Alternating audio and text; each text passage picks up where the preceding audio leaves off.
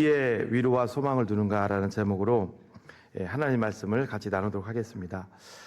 1988년도에 우리나라에 그 서울올림픽이 있었습니다. 그런데 벌써 36년이 지났는데 또 올림픽 개최 얘기가 또 한국에서 개최지로 한국이 또 될 수 있다 이런 얘기가 나오는 것 같습니다. 여러분들이 한번 마음속으로 대답을 해 주십시오. 그 1988년도에 우리나라에서 올림픽을 개최를 했는데 여러 종목들이 있었습니다. 많은 종목들이 있었어요. 근데 36년이 지난 지금 대부분의 종목들은 다 그 기록이, 신기록이 이제 다 깨졌습니다. 그 36년이면 여러분 그 올림픽이 그 열리는 벌써 몇 번 열린 거예요. 다 기록이 깨졌어요. 그런데 36년이 지났음에도 불구하고 지금도 안 깨지는 기록이 하나 있어요. 뭘 것 같으세요? 그 종목 중에 지금도 전혀 깨지 못하는 종목이 있습니다. 어떤 종목일까요? 여자 육상 100m입니다. 여자 육상 100m. 남자 육상은 많이 깨졌어요. 그 우사인 볼트 나와서 깨졌고 지금 또 새로운 분 나오고. 그런데 여자 육상 100m는 지금까지도 기록을 여러분들이 한번 찾아보세요. 2024년 현재까지도 그 기록을 못 깨고 있어요. 왜 그러냐면요. 그때 세운 기록이 너무나 엄청난 기록이기 때문에 그래요. 그 여자 선수가 남자 육상 선수와 달려도 별 차이 안 날 정도의 기록입니다. 예를 들어 드릴게요. 1988년도에 남자 육상 세계 신기록이 우리나라에서 나왔죠. 그 칼루이스. 원래는 그 캐나다의 벤 존슨이 9추 66을 세우는데 그것은 뭐 약물 복용하고 해서 그 사람 선수 자격 다 끝났습니다. 약물 복용권 했으니까 제 기량은 아니었고 칼루이스가 세운 9추 99였어요. 그러면 여자 선수가 세운 기록은 어느 정도였냐? 10초 4일 거의 차이가 없어요. 0.1. 여러분 여자분들은 여자하고 남자는 몸이 자체가 다르잖아요. 최소 어느 정도 1초가 보여요. 차이가 나는데 10초 4일. 그 누가 세웠냐면 플로렌스 그립스 조이너라는 선수가 세웠는데 1988년도 한번 사진 볼까요? 저렇게 달리는데 뒤에 사람이 없어요. 2등이 무색할 정도에 달리는데 너무 차이가 나니까 1등하고. 여러분 우사인 볼트 달릴 때 그 차이 나는 건 뭐 저리가 될 정도로 너무 차이가 납니다. 저 선수는 남자 100m 선수들하고 달려도 별로 차이가 신기록이 세계 신기록이 9주 9구니까요. 낱날 정도로 잘 달리는데 저 그리피스 조이너에 대해서 잠깐 얘기를 하려고 합니다. 이 그리피스 조이너는 미국의 인종차별이 심하던 때 LA 남쪽 빈민가에서 이제 흑인이죠. 태어났습니다. 당시에 흑인이 소망이 많이 없었고요. 지금도 뭐 흑인들이 많이 힘들잖아요. 어느 날 이 흑인 이 소녀의 그 삶을 인생을 바꿀 한 사건이 찾아오게 되는데요.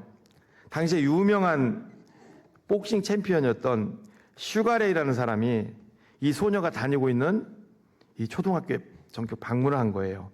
그 세미나차 방문을 했는데 슈가레이가 계속 이제 그 아이들 앞에서 이제 강연을 하는데 유독 그 흑인 소녀 한 명이 잘 눈도 얼굴도 안 쳐다보고 그 침울한 표정으로 바닥만 이제 쳐다보고 있었습니다. 이제 강연이 다 끝났어요. 슈가레이가 단을 내려가서 그 소녀에게 다가갔습니다. 얘야 너 어디 아프니? 그러니까 소녀는 고개만 그냥 흔들었습니다. 아프지 않다는 거죠. 그때 다시 또 이 소녀에게 물었습니다. 내 이름이 뭐냐? 그러니까 제 이름은 플로어예요. 플로렌스 플로어. 다시 또 이 슈가레이가 물었습니다. 얘야 너 좋아하는 게 뭐니? 그러니까 소녀는 갑자기 눈을 반짝이면서 이렇게 대답합니다. 저는 뛰는 걸 좋아해요. 그래.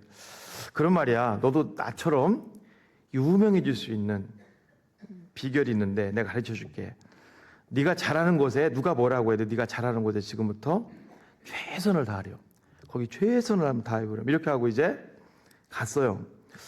이때부터 이 소녀는 자기는 흑인이기 때문에 또 그리고 빈민가에서 태어났기 때문에 늘 의기소침해 있었는데 이 말 한마디가 그 아이들의 영웅이었잖아요. 이 말 한마디가 이 소녀의 인생을 완전히 바꿔놓습니다. 그때부터 자기가 잘하는 거 달리기 계속 달렸어요.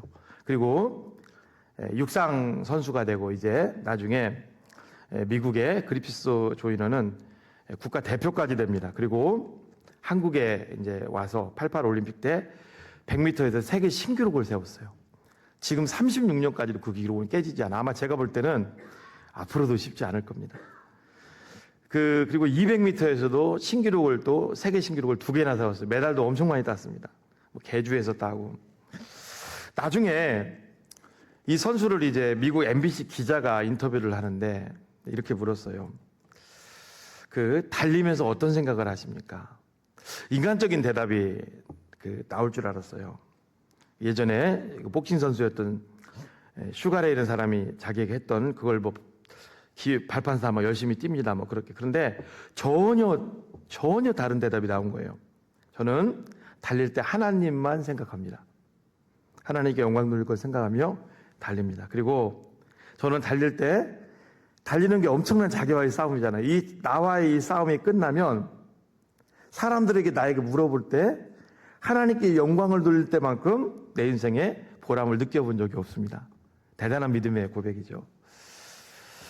사랑하는 여러분, 오늘 이 베드로 전서는요, 어떤 상황 속에 쓰여진 거냐면, 이게 제가 예전에 한번 얘기 드렸죠. 앞부분에 보면 여러 곳에 다중적으로 쓴 편지인데, 이게 초대교회의 내부적인 분열이라든가 내부적인 문제, 그것 때문에 쓴 편지도 아니고요. 또 밖의 세력들, 외부적인 이단이라든가 그 세력들을 대항하려고 쓴 편지도 아닙니다. 성도들의 이중적인 삶의 모습 때문에 쓴 편지예요. 무슨 얘기냐면, 구원받은 성도들이 교회에서는 성도로 살아가요. 근데 이 교회를 나가게 되면 불신자처럼 살아가는 거죠. 마치 구약의 이스라엘 백성들처럼 한 발은 신앙에, 한 발은 세상에 디디고 사는 거죠. 그들에게, 그리고 또 그렇게 살다 보니까 자연적으로 소망과 위로가 하나님이 돼야 되는데 점점 세상에 소망을 두게 되는 거죠. 베드로 사도는 이런 안타까움을 가진 성도들을 향해서 오늘 이 편지를 쓰게 됩니다. 그리고 그리스도인들에게 참된 위로와 소망이 어디에 있는지를 오늘 이 짧은 글에서 설명을 하는 거죠. 저는 세 가지로 여기서 좀 오늘 이 본문에서 여러분들에게 같이 좀 나누기 원합니다. 구원받은 성도의 위로와 소망은 어디에 있는가? 바로 하나님의 다 아는 거지만 말씀에 있다는 거. 이걸 좀 한번 찾아볼게요. 말씀에. 자, 1장 13절 말씀을 다 같이 한번 읽어볼까요? 시작. 그러므로 너희 마음의 허리를 동이고 근신하여 예수 그리스도께서 나타나실 때 너희에게 가져다 주실 은혜를 온전히 바랄지어다. 마음의 허리를 동이래요. 깨어 있으래요. 그러면서 예수님이 재림하실 때 우리에게 주실 그 은혜만을 바라보래요. 그런데 여기 중요한 단어가요. 1장 13절에 그러므로라는 단어예요. 앞에 있는 걸 수식해 주는 거죠. 왜 그래야 되는가? 왜 우리가 마음의 허리를 동이고 깨어서 주님의 재림을 바라보며 살아야 되는가? 그 부분이 이제 앞에 쭉 펼쳐지는데 다 읽지는 않고 1장 2절부터 1장 4절에 보면 성도들이 왜 이뤄야 되는지에 대해서 성경은 분명히 기록하고 있습니다. 자, 1장 2절, 3절, 4절을 우리 천천히 한번 읽어볼까요? 자, 시작. 곧 하나님 아버지의 미리 아심을 따라 성령이 거룩하게 아심으로 순종함과 예수 그리스도의 피뿌림을 얻기 위하여 택하심을 받은 자들에게 편지하노니 은혜와 평강이 너희에게 더욱 먼저 1장 2절을 잠깐 보면 이겁니다. 우리는 창세전에 하나님의 택함 받은 자녀들이라는 거죠. 그리고 예수님의 십자가의 보혈로 우리가 구속함을 받은 사람들이라는 거죠. 이 세상에는 많은 사람들이 살고 있습니다. 그러나 하나님의 사람과 그렇지 않은 사람들이 살고 있죠. 하나님의 사람은 세상 사람들이 사는 방식을 따라 살면 안 된다는 것을 얘기하고 있죠. 그러면서 3절도 보면 우리 주 예수 그리스도의 아버지 하나님을 찬송하리로다. 그의 많으신 긍휼대로 예수 그리스도를 죽은 자 가운데서 부활하게 하심으로 말미암아 우리를 거듭나게 하사 산소망이 있게 하시며. 예수님의 죽으심과 부활이 나와. 이게 복음인데요. 여러분, 예수님이 왜 죽으셨습니까? 우리 때문에 죽으신 거예요. 그분이 죽으신 건 내가 죽은 거예요. 그러나 그분은 다시 살아나신 줄로 믿습니다. 그게 복음인데요. 여러분, 죽었으면 그걸로 소망이 없겠죠. 그러나 예수님이 다시 사심으로 우리에게 산소망이 생긴 거예요. 부활의 소망, 이 땅에서의 모든 삶의 소망, 영원한 소망들이 생긴 거죠. 이것을 우리가 놓치지 말라는 거죠. 그러면서 1장 4절에 썩지 않고 더럽지 않고 쇠하지 아니하는 유업을 잊게 하시나니 곧 너희를 위하여 하늘에 간직하신 것이라. 여러분, 세상 사람들이 추구하는 모든 유업은요, 썩는 거죠. 더러운 거죠. 쇠하는 거죠. 그러나 우리가 지금 이 땅을 살면서 우리가 하는 모든 일들은 썩지 않는 거죠. 더럽지 않고 쇠하지 않는 영원한 거죠. 그것을 바라보며 우리는 사는 존재라는 거예요. 사랑하는 여러분, 그래서 오늘 다시 베드로 사도는 1장 13절에 그러므로, 그러니까 우리의 정체성은 예수님이 부활하셨기 때문에 우리는 앞으로 부활될 사람들이고, 우리는 썩지 않을 유업을 지금 향해서 달려가는 사람들이기 때문에 너희 마음의 허리를 동이고 근신하여 예수 그리스도께서 나타나실 때 너희에게 가져다 줄 은혜를 온전히 바랄지어다. 우리가 보통 허리를 동이라는 말은 허리띠를 꽉 졸라매라는 말인데, 여기는 너희 마음의 허리를 동이래요. 여러분, 마음의 허리를 동이라는 말은요, 헬라어 원어를 보면 무슨 뜻일까요? 하나님의 음성에 귀를 기울이라는 거예요. 세상 사람들은 여러분, 하나님의 음성을 듣지 못합니다. 그러나 우리는 늘 하나님의 음성에 귀를 기울이고 살아가야 될 존재들인 줄로 믿습니다. 늘 어떻게 하나님의 음성에 귀를 기울일 수가 있을까요? 예배와 기도와 말씀을 통해 늘 하나님의 음성에 민감한 삶을 살아가야 될 줄로 믿습니다. 이 마귀는요, 지금도 사악해서 우리의 삶에 있어서 계속 마귀가 우리를 힘들게 하는 게 뭐냐면, 우리 마음을 공략하고 하나님의 음성을 듣지 못하게 하는 거죠. 하나님의 음성을 계속 듣지 못하게 하고 우리 마음을 힘들게 하고, 그때 우리가 놓치지 말아야 되는 게 바울이 했던 빌립보서 4장 6절과 7절, 아무것도 염려하지 말고 다만 모든 일에 기도와 간구로 너희 구할 것을 감사함으로 하나님께 아뢰라. 그리하면 모든 지각에 뛰어난 하나님의 평강이 그리스도 예수 안에서 너희 마음과 생각을 지키시리라. 기도죠, 기도. 여러분, 마귀는 우리 마음을 타고 역사합니다. 마음에 무너지면 다 무너지는 것을 너무나 잘 알기 때문에 이 전을 나가면 말씀을 듣고 계속 어떤 싸움을 해야 되냐면, 그 마음의 싸움이 마음의 싸움. 우리 마음을 타고 마귀가 역사합니다. 그리고 우리 마음에 하나님의 소리를 심어주는 게 아니라 세상의 소리, 악한 영의 소리를 심어줘서 우리를 자꾸 흔들려고 한다는 거예요. 그러면서 결국은 우리가 이 땅을 그리스도인답게 살지 못하게 만드는 거죠. 그래서 하나님의 음성에 늘 귀를 기울이라는 거예요. 여러분, 하나님의 음성은 뭐예요? 말씀이죠. 말씀은 뭐예요? 예수 그리스도인 줄로 믿습니다. 성경의 요한복음에 보면 예수님은 말씀이 육신이 되어 우리 가운데 오신 분이에요. 할렐루야. 말씀에 집중한다는 것은 예수님께 집중하는 거예요. 여러분들이 기도, 말씀, 예배, 이게 뭐냐면 예수님께 집중하는 거예요. 왜 예수님께 집중해야 될까요? 예수님을 붙들고 가야 내 삶이 가장 빠른 길이고 가장 바른 길이기 때문인 줄로 믿습니다. 예수님을 잃어버리면요, 빨리 가는 것 같아도 훨씬 더 늦게 가죠. 저는 올해 이제 여러분들이 올해를 이제 다 이제 마무리를 하고 있는 과정 가운데 계신데, 누가복음 2장에 보면 이 말씀이 굉장히 저는 올해 마무리를 하면서 우리에게 의미가 있다고 생각합니다.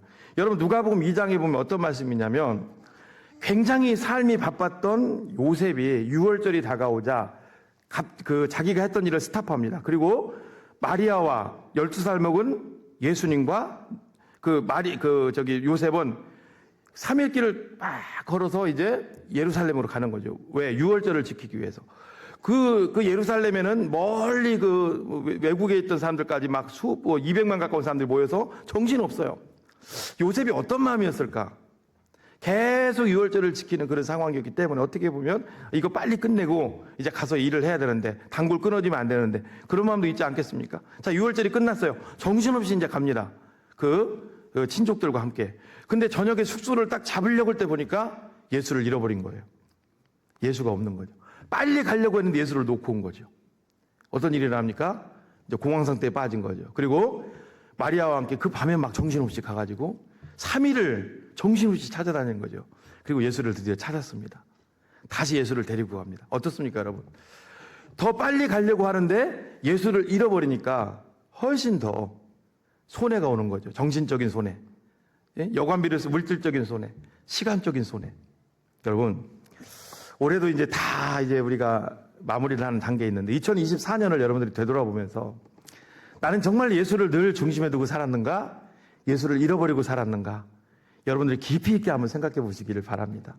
예수를 잃어버리고 살면요, 더 길이 빠른 것 같은데도 훨씬 더 힘들 수가 있어요.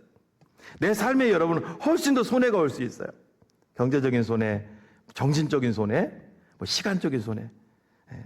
사랑하는 여러분, 그래서 오늘 베드로 사도는 늘 우리의 삶 속에 진짜 위로와 소망은 하나님의 말씀, 오늘날을 말하면 예수 그리스도라는 것을 분명히 얘기하고 있는 줄로 믿습니다. 오늘도 우리는 다른 것에서 여러분 위로를 받으려고 하지 마시고 말씀을 통해서 우리에게 세미한 음성을 주시는 예수 그리스도에게 소망을 두는 여러분들 되시기를 예수님의 이름으로 축복합니다. 여러분, 교회 오늘 왜 오셨습니까? 여러 가지 우리가 여러분 구약시대 때처럼 우리가 어떤 의식하러 온 건 아니잖아요. 그렇죠? 우리는 이미 구약시대 때는 여러분 제사 왜 드리러 갑니까? 구약시대 때는 딱 하나예요. 죄 문제로 가지고 간 거예요. 그렇죠? 물론 화목제로 있었으면 죄 문제가 주였잖아요. 다. 근데 오늘날 여러분들이 왜 오셨습니까? 저는 딱 하나라고 생각합니다. 주님의 다 내려놓고 주님 앞에 위로받기를 여러분들 예수님의 이름으로 축복합니다. 예. 이제 1년이 다 지나갔어요. 원래는 이번 마지막 설교기 때문에 제가 위로하는 설교를 좀 하려고 준비를 좀 하고 이렇게 있는데, 제가 원래 토요일 날, 지지난주 일주일 전인가 토요일 날 우리 목사님들, 전도사님들 다 모아놓고 이제 마지막 설교니까 성도들을 위로하고 많이들 수고하셨잖아요. 근데 분당을 위해 이찬수 목사님 설교를 잠깐 듣는데 이미 거기서 하시더라고요. 듣는 분들이 많이 계실 것 같아서 오늘 좀 바꿨습니다만은, 여러분 우리는 하나님의 말씀 잘 들으십시오. 하나님의 말씀에서 위로를 찾는 거예요. 근데요, 제가 이걸 묵상하다 느낀 게 뭐냐면요, 말씀의 위로인데요, 그 위로가요, 여러분, 그 하나님의 말씀, 예수님이 하시는 게 위로잖아요. 그 위로가요, 제가 여러분들을 모아놓고 하는 위로는 여러분들 마음을 평화롭게 하고 정말 애 많이 쓰셨다고 하고 힘쓰셨다고 하고 그런 위로인데요, 성경에서 말하는 하나님이 말씀하시는 위로는요, 아닐 수도 있다는 거예요. 때로는 그 말씀이 거칠게 올 수도 있다는 거예요. 믿습니까? 때로는 그 말씀이 나에게 다가올 수 있지만 거칠게 올 수도 있다는 거예요. 그렇죠? 엄하게 올 수도 있다는 거예요. 여러분, 그렇잖아요. 여러분, 우리가 하나님 세미한 음성을 붙들고 살면 늘 좋은 말만 하나님이 하시던가요? 아니잖아요. 여러분 보십시오. 저희 아이가 있어요. 제가 아버지잖아요. 우리 아이가 나쁜 길로 가고 또 우리 아이가 때로는 또 게을러요. 그럼 항상 쓰다듬으면서, 아이한테 쓰다듬으면서 너 이렇게 살면 안 돼. 그러면 이렇게 살면 안 된다. 그렇게 할까요? 아니죠. 정말 그 아이를 사랑한다면 때로는 혼돈할 수 있고, 그렇죠? 거칠게도 대답할 수 있죠. 근데 그게 그 아이에게 양약이 되는 거죠. 성경에서 말하는 위로는요, 우리를 마냥 행복하게 하는 것이 아니라 때로는 그게 거칠게도 다가올 수 있고 나에게 쓴 약으로도 다가올 수 있고, 그렇죠? 여러분, 제가 예전에 내시경 검사를 받으러 간 적이 있어요. 이제 그 대장 내시경? 저는 대장 내시경을 거의 위는 제가 이제 마취를 안 하고 합니다만, 대장은 제가 아는 분이 대장 내시경 마취 안 하고 했다가 굉장히 힘들었다고 해서 조금 들어가더라도 마취를 하고 하는데요. 대장 내시경을 2년 전인가에 한번 봤는데, 여러분 우리가 그렇잖아요. 이게 포르풀이라고 하나요? 그거 주사 딱 맞으면 어떤 느낌? 막 어지러지면서 그냥 싹 빨려 들어가면서 싹 없어지잖아요. 그래서 사람들이 그걸 맞나 봐요. 약간 마약 성분이 있어서 이렇게. 그리고서 분명히 또 이렇게 좀 가뿐하게 깨놔야 되는데, 갑자기 그냥 몸이 뒤틀리는 가운데 제가 깬 거예요. 봤더니 제 몸에 이제 장 속에 용종이 2개가 발견된 거예요. 그러니까 그걸 올가미를 걸어서 자꾸 하는데 그게 안 되니까 이게 길어지는 사이에 제가 깬 거예요. 근데 얼마나 제가 아픈지 처음에 이게 깼는데 굉장히 아프더라고. 그래서 나중에 소리를 지르니까 간호사 하더니 다시 한 방 더 놓더라고요. 그러면 제가 이제 갔는데, 여러분 생각해 보세요. 대장 내시경을 받다가 제가 만약에 용종을 떼는데 그거 안 돼요. 그냥 두세요. 그냥 아파도 되니까 저 그냥 저 그냥 괜찮으니까 저 이거 아픔보다 그냥 달고 살래요. 그럴 사람 누가 있겠어요? 처음에는 여러분 제가 남자가 자존심 있잖아요. 그걸 떼는데 보니까 간호사가 있고 옆에 의사 있는데 어떻게 처음부터 소리를 질러요. 근데 너무 이제 아픈 거예요. 그래서 제가 손을 들고 소리를 질렀다고 아파하고 그랬더니 나중에 이게 프로포폴을 한 번 더 놓더라고요. 근데 아프니까 사실은 긴 유익을 위해서 뭐예요? 소리를 지르는 게 맞죠. 그리고 아파도 소리를 질러더라도 그걸 떼내야 돼요. 그렇죠? 안 떼내면 그거 어떻게 또 받아야 되잖아요. 그 힘든 걸 다 하고 또 해야 되잖아요. 하나님의 위로도 마찬가지라는 거죠. 성경에서 말하는 그 위로는요, 듣기 좋은 말만이 아니라 거친 말일 수도 있고요. 힘든 말일 수도 있고요. 때로는 여러분 어떻게 보면은요. 잘 보십시오. 바리새인들을 향해서 그 잘못된 길로 가는 바리새인들을 향해서 성경에 주님이 그랬죠. 독사의 자식들아. 굉장히 거칠죠. 근데 사실 그게요. 그것도 그 말을 듣고 하나님 앞에 돌아온다면 굉장히 위로의 말일 수 있다는 거죠. 잘못된 길로 가는데 쓰다듬으면서 그러면 안 돼. 누가 그럼 옵니까? 사랑하는 성도 여러분, 우리도 마찬가지입니다. 하나님의 말씀에 소망을 두라는 것은 바로 이겁니다. 말씀이 우리의 위로인데요. 때로는 내 마음에 안 들어도 여러분 설교만을 얘기하는 거 아닙니다. 기도하더라도 하나님은요. 예배만을 통해서 우리한테 역사하시는 분이 아니에요. 모든 상황을 통해 역사하시잖아요.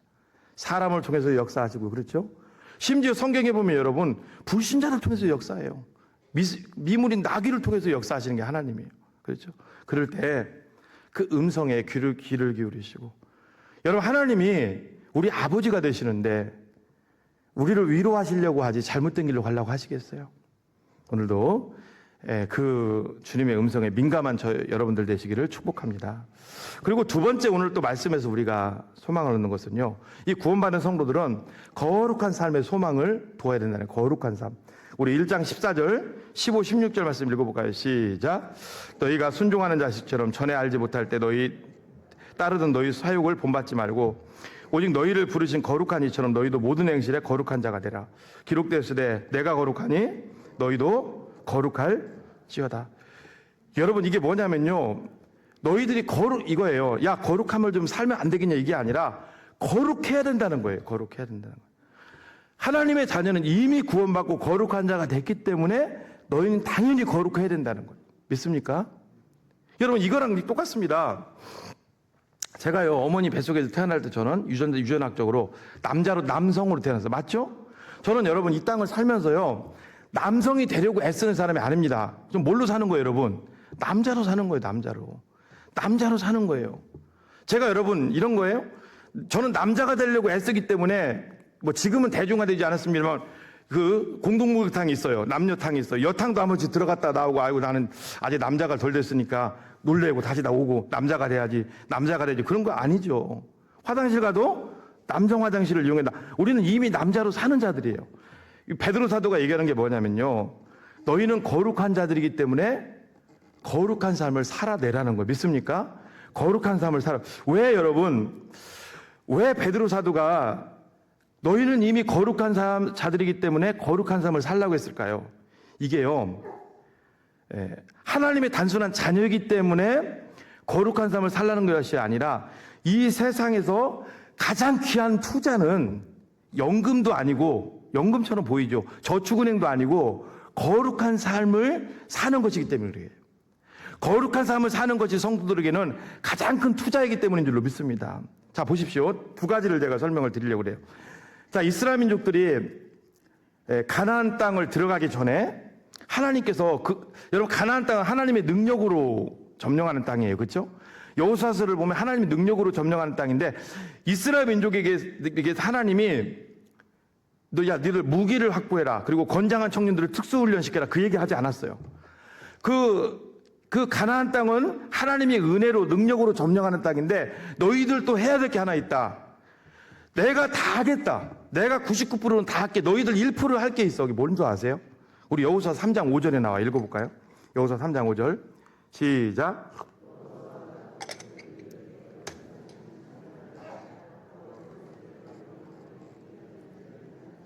예, 이 성결하게 하는 게 거룩하는 게 무슨 뜻이냐면 이겁니다.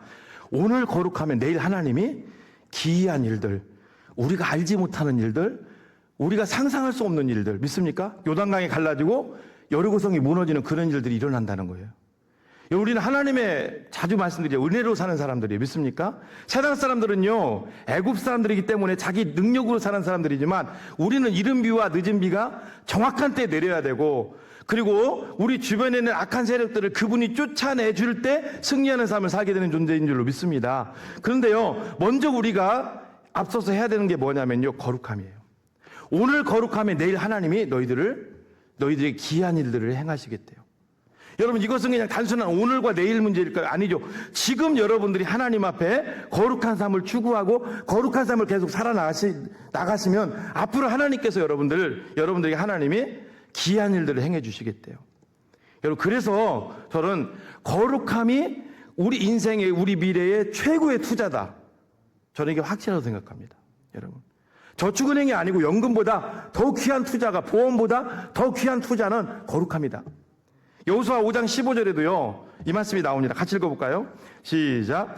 여호와의 군대 대장이 여호수아에게 이르되 내 발에서 신을 벗으라. 내가 선 곳은 거룩하니라 하니 여호수아가 그대로 행하니라. 군대 대장은 예수님을 의미하는 거예요. 앞에서 지금 싸우는 나가는 거예요. 그럼 야, 군대를 정리해. 이게 안 하고요, 이렇게 얘기 안 하고 이스라엘 민족의 총사령관인 모세에게 그러는 거예요. 내 발에서 신을 벗으라. 이게 무슨 뜻일까요? 사실 이곳은 거룩한 곳은 아니죠. 그 땅은. 근데 하나님이 계신 곳이기 때문에 거룩한 건데, 내 발에서 신을 벗으라는 것은요, 너도 이 거룩함에 동참하라는 거예요. 그럴 때 내가 너에게 힘을 주겠다는 거예요. 사랑하는 여러분, 성경을 여러분들이 잘 한번 보시기 바랍니다. 성경을 보면요, 처음부터 끝까지 흔들리지 않는 사람들이 나와요. 누굴까요? 저는 한 3명 정도가 나와요. 더 많이 나오겠지만 일단은 제 이거 설교 좀 하면 눈에 들어온 사람이 3명인데, 다니엘. 참 오래 살았어요, 그 옛날에. 그렇죠? 80살 넘게 살았어요. 다니엘이 왜 이렇게 흔들리지 않는 삶을 살았을까? 다니엘에서 첫 번째 보면요, 그가 하나님 앞에 뜻을 정했다. 거룩함으로 나갔어요. 그렇죠? 그 다음에 또 누가, 요셉도 마찬가지입니다. 요셉도 보면은요, 하나님 앞에 정결함으로 살았던 사람이죠. 예, 다니엘, 요셉, 사무엘 다 공통분모가 있어요. 하나님 앞에 정결함을 추구하니까 하나님이 그들의 앞길을 인도해 주시는 것을 보게 돼요. 여러분, 성도들의 삶에 있어서 거룩한 삶은 굉장히 중요합니다. 교회에서만 거룩한 것이 아니라 내가 거룩하니 너희도 거룩하라. 세상에 나가서도 우리는 늘 거룩함을 추구해야 될 줄로 믿습니다. 여러분, 내 힘으로 구약의 사람들이 거룩함을 추구했다. 우리는 이미 예수님과 연합한 자들이에요.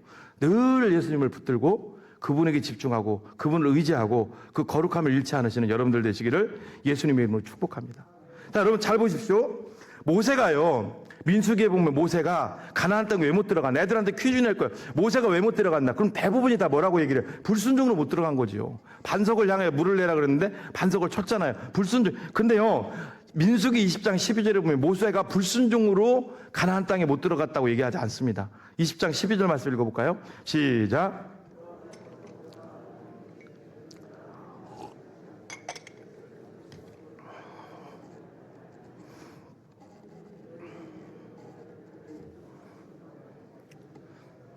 두 가지죠. 믿음이고요, 거룩함이에요.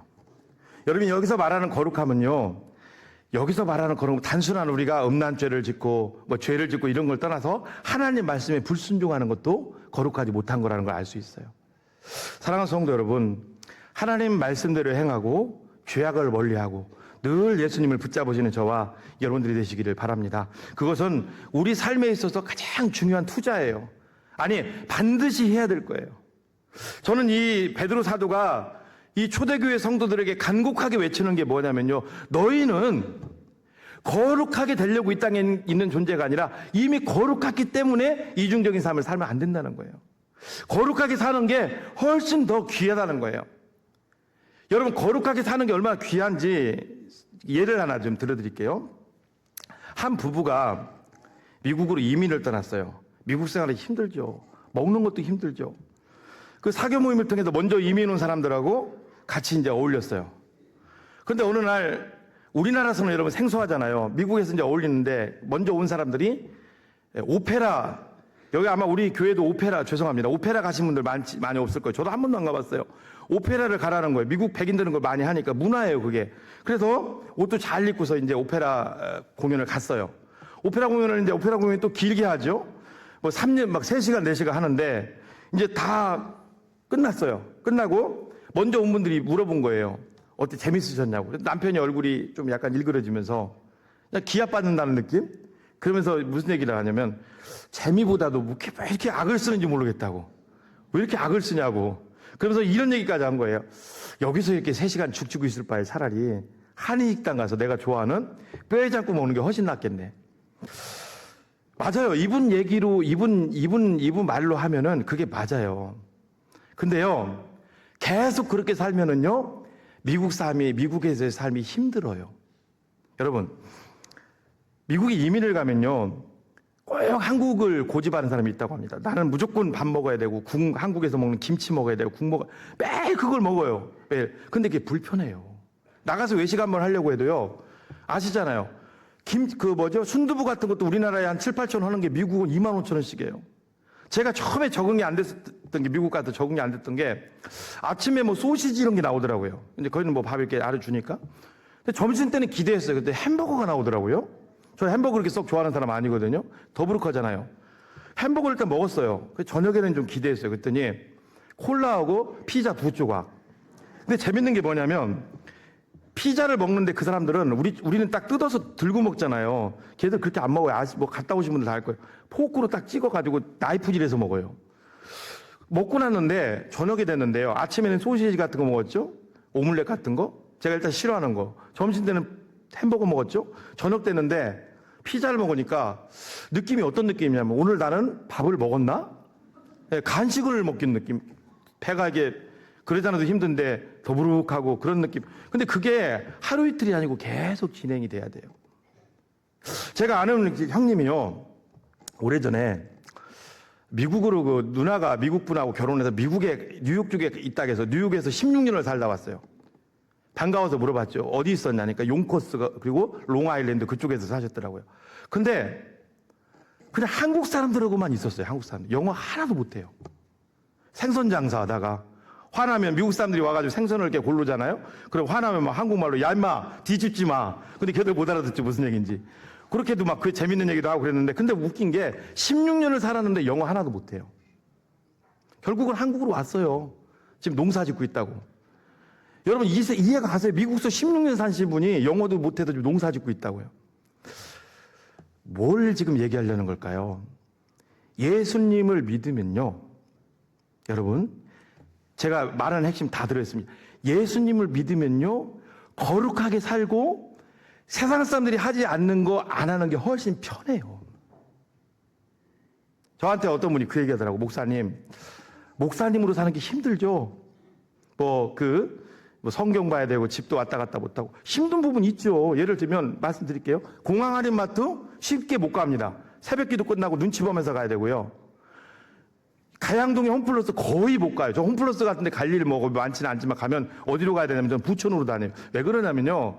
이상하게 의식을 안 하려고 돼. 성도님들도 보면 어떤 분도 계산해 주는 분도 있고 쉽지 않아요 삶이. 근데요. 목회자의 삶으로 들어오면 들어올수록 이 삶이 편해요. 예수 믿는 사람이 여러분 보십시오. 잘 생각해 보십시오. 예수 믿는 사람이 연말에 갈 때 못 할 때 다 다녀. 동창회 다 다녀야 되고 술은 안 먹어도 다 다녀야 돼. 다 돌아다녀야 돼. 또 교회에서도 중지가니까 모든 걸 또 다 참아야 돼. 얼마나 힘들어요 그게. 힘든 거예요. 학교에도 마찬가지잖아요 여러분. 학교에서도 공부 잘하는 애와 못하는 애 딱 차이가 있습니다. 공부 잘하는 애 뭐예요? 선생님 말씀 집중, 그죠? 선생님께 집중, 학원에 집중, 별거 없습니다. 공부 못하는 애 엄청나게 많은 곳에 집중. 그렇잖아요. 엄청나게. 여자친구에 집중해야죠. 호식이 2마리 치킨 가서 배달하는 데 집중해야죠. 거기서 번 돈을 또 어떻게 쓰는데 집중해야죠. 또 그리고 안 그래요? 또 다들 막 엄청나게 많이 집중하다 결국은 이것도 못하고 저것도 못하고. 사랑하는 성도 여러분, 바울이 얘기하는 게 그겁니다. 베드로 사도가 얘기하는 게 뭐냐면 예수님을 믿는다면 너희들이 하나님의 자녀라면 내려놓으라는 거죠. 여러분 혹시 여기 이런 분들 있으실 거예요. 남자분들도 많이 위에 계시고 한데 목사님 예수 믿는 게 힘들어요. 안 믿는 곳에 회식도 다 가야 되고요. 여러 가지 거 힘들고요. 근데요 여러분들이 예수 믿으면서 성경에는 모든 걸 다 하라고 하지 않았습니다. 내려놓을 것은 내려놓으셔야 됩니다. 믿습니까? 사실 예수 믿는 게 좁은 길이잖아요. 우리가 다 저도요 목사인데 여러분 저도 여러분 친구들한테 연락이 안 올 것 같으세요? 초등학교 동창, 중학교 동창, 중학교 남녀공학이거든요. 고등학교도 동창 계속 연락 와요. 저도 아이들하고 학교 때 오히려 우리 아이들이 지금 이상하게 좀 여기 전학을 자주 다니면서 친구들이 많이 이렇게 좀 없더라고. 저는 참 친구들도 되게 많고 그런 스타일이었어요. 계속 연락 와요. 언제 올 거냐? 얼굴 좀 보여줘봐. 언제? 근데 사진 찍은 거 보면 맨 그 술병들 다 앉아 있고 거기에. 여러분 제가 거기 가서 간다고 해보세요. 그 말이 안 되는 거죠. 친구 관계가 그래서 쉽게 또 끊어지더라고요. 사랑하는 성도 여러분, 로마서 12장에서 바울이 1장부터 11장까지 계속 얘기하는 게 그거예요. 너희들은 예수 그리스도의 십자가 보혈로 구원받은 하나님의 자녀들이야. 할렐루야. 그래서 너희들은 이제 하나님의 자녀인데 12장 1절에서 너희들이 이 땅에서 잘 사는 방법을 가르쳐 줄게. 그게 거창한 게 아니에요. 12장 1절 말씀 읽어볼까요? 시작.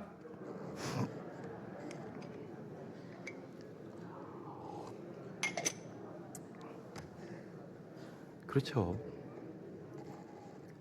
하나님이 기뻐하시는 거룩한 산 제물로 드리라. 아까 똑같은 거예요. 베드로 사도고 거룩한 백성이기 때문에 거룩함을 잃지 말라는 거예요. 믿습니까?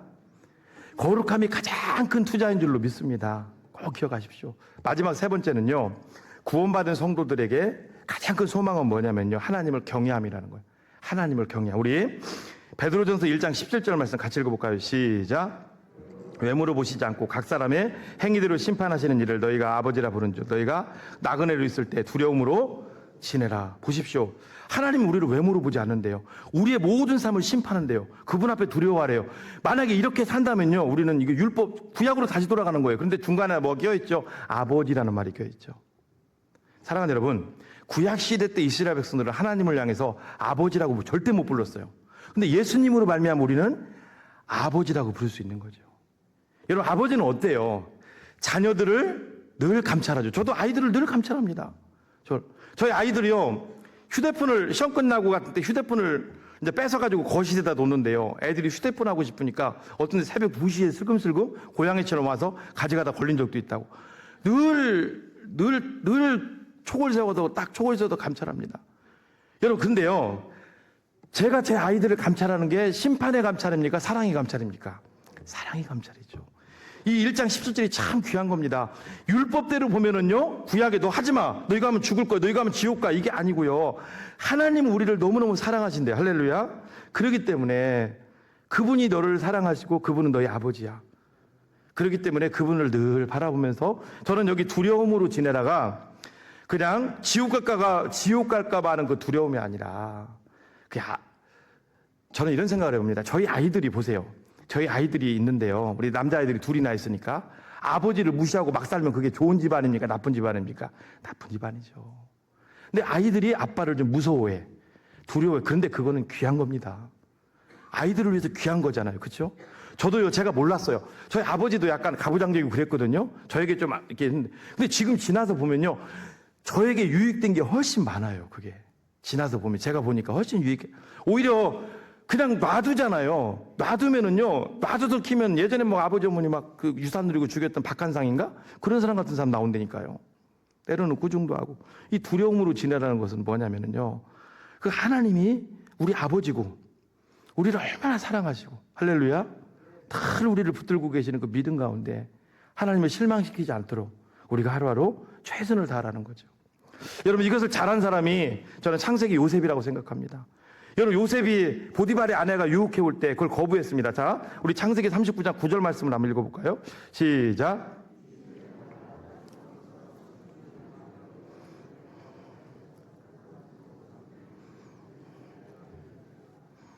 예, 그런즉 내가 어찌 이 큰 악을 행하여 하나님께 죄를 지으리요. 요새가 지옥 가지 않기 위해서 지금 막 이 얘기를 하는 거예요? 아니라고 생각합니다. 하나님과의 친밀한 관계 속에서 하나님을 사랑한 거예요. 믿습니까? 우리도 정말 하나님 사랑하면 그분을 경외하게 되잖아요. 그분이 싫어하는 거 않잖아요. 우리도 마찬가지라는 거예요. 여러분, 우리가 이 땅을 살면서 최고의 축복이 뭐냐면요, 하나님을 경외하는 거예요. 하나님을 두려워하는 거예요. 여러분들이 한번 2024년을 이제 마무리하면서 잘 생각해 보십시오. 우리가요, 하나님을 두려워하면요, 내 속에요, 세상과 사람을 두려워하는 마음이 작아져요. 믿음이 생긴다고요. 근데요, 하나님의 존재가 내 속에서 작아져 있고 세상을 두려워하고 사람을 두려워하면요, 믿음이 바닥으로 가 있고 어떤 일이 내 속에 늘 하나님의 가치는 작아져 있어요. 여러분들이 한번 생각해 보십시오. 나는 아침에 눈을 뜨면 하나님이 두렵습니까? 사람이 두렵습니까? 여러분, 사람과 세상은요, 성경 어디에도 두려움의 존재라고 얘기하지 않습니다. 믿음으로 우리가 넘어서야 될 존재인 줄로 믿습니다. 여러분, 세상과 이 사람은요, 하나님이 주시는 믿음, 예수 그리스도의 십자가를 통한 복음, 믿음으로 정복해야 될 존재인 줄로 믿습니다. 혹시 여기 계신 분들 사람 때문에 지금 힘들어하는, 그럴 수 있어요. 직장에서도 그렇고. 하나님을 두려워하십시오. 할렐루야. 그분을 경외하시고 그분을 의지하십시오. 하나님을 의지하시면 여러분들 속에 있는 세상에 있는 두려움은 사라질 줄로 믿습니다. 여러분, 사무엘상 17장의 다윗이 골리앗을 두려워했다면 절대로 문맷돌을 들고 못 나가죠. 하나님을 두려워하고 하나님을 경외하고 하나님을 의지하니까 그게 가는 거죠. 되는 거죠. 우리도 그런 믿음이 우리 가운데 있어야 될 줄로 믿습니다. 말씀을 마치겠습니다. 자, 우리 시편 34편 9절에 아주 귀한 말씀을 읽어볼까요? 시작.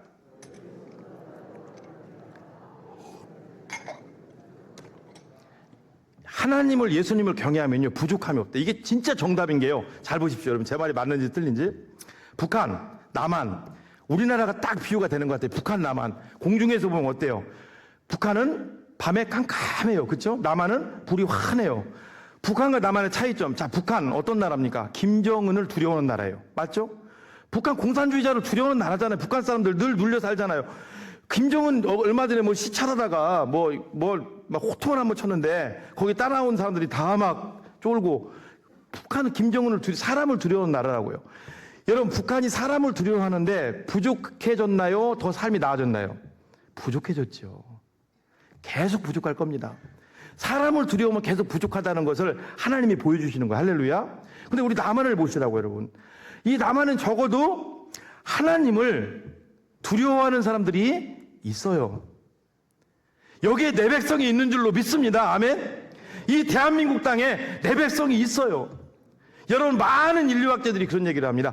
대한민국을 반만 년의 역사를 고찰해본 사람들이 얘기가 뭔지 알아요? 대한민국이 지금 어수선하다고 하지만 지금만큼 잘 살던 때가 있었냐? 여러분, 한번 여러분들이 인터넷을 좀 할 줄 알으면 2024년인가요? 올해 우리나라가 1년 동안 우리나라 국민들이 벌어진 돈이 있어요. 러시아보다 더 많아요. 러시아가 땅이 우리 좀 커요? 그죠? 거기 국민이 좀 많아요? 브라질도 제가 볼 때는 한국이 벌써 러시아 전쟁 때문에 그런지 지금 10인가 여러분, 이게 상상도 못할 일이죠. 상상도 못할 일. 세계가 지금 나라가 몇 개입니까? 그렇죠? 1인당 GNP 얘기하는 게 아닙니다. 전 국민이 벌어들이는 GDP 얘기하는 겁니다. 한국의 위상이 스포츠면 스포츠 모든 면에서 이렇게 각광받은 때가 우리 한국 근현대 옛날 고대사까지 통틀어서 있었냐는 거죠. 없었잖아요. 하나님을 경외할 때 부족함이 없어질 줄로 믿습니다. 잠언 14장 26절에는요 하나님을 경외하면 이제는 이런 일도 일어나는데, 시작.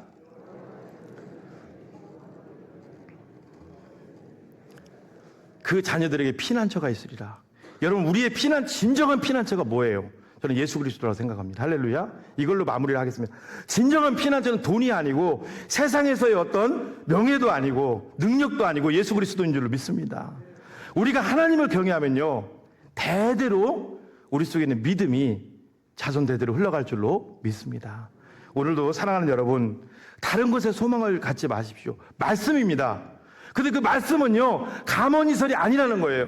세상에서는 저는 여러분들을 위로해 주려고 했는데 이 말씀을 보면서 많이 찔리더라고요. 여러분들이 정말 고생 많이 하셨어요. 저를 포함해서 여러 가지, 우리 늘 사단의 공격 속에 우리가 살고 있잖아요. 늘 헌신하시고 최선을 다하시고. 그런데 여기서 말하는 진짜 위로는, 말씀을 통한 위로는요 때로는 쓰디쓴 잔도 있을 수 있다는 거예요. 거친 것도 있을 수 있다는 거예요. 근데 그게 결국은 우리를 살릴 줄로 믿습니다.